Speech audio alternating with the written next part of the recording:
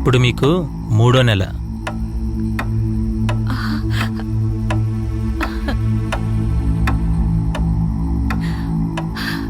ఇప్పుడు మీరు హ్యాపీనా? మీ ఇద్దరి లైఫ్ బాగుండాలని చెప్పి నేను ఈ డ్రామా ఆడాను. తప్పు చేశాను, క్షమించు బావా. ఊరుకోవే. బావా, పిల్లల కోసం అలా ఆలోచించాను, క్షమించు. నీలో మార్పు రావాలని ఇలా చేశాం. థ్యాంక్ యూ బావా. థ్యాంక్స్ మనోగారు. ఇక అసలు విషయానికి వద్దాం.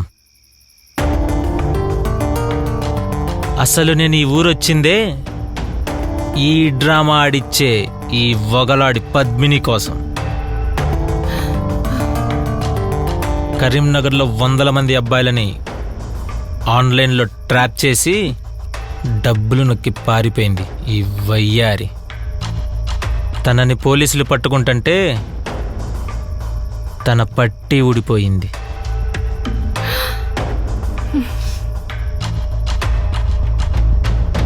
ఈ పట్టి ఆధారంగా వెతుక్కుంటూ ఈ ఊరొచ్చాను.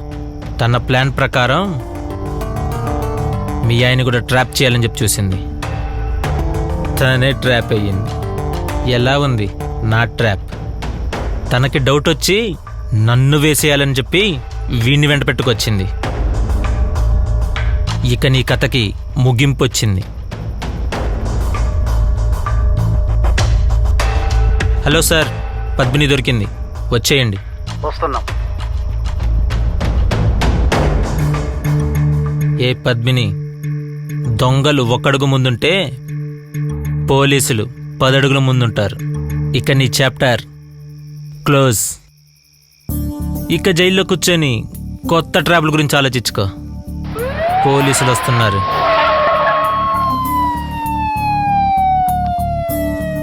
బయట మా పోలీసులు నీకోసం వెయిటింగ్. ఓ పోవే. పోవే.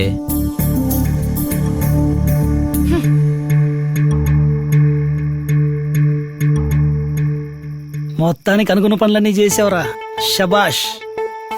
అవును, ఇంతకీ నీ పెళ్ళెప్పుడు? పైనున్న దేవుడు కరుణిస్తే పార్ట్ 2లో పెళ్ళవచ్చేమో.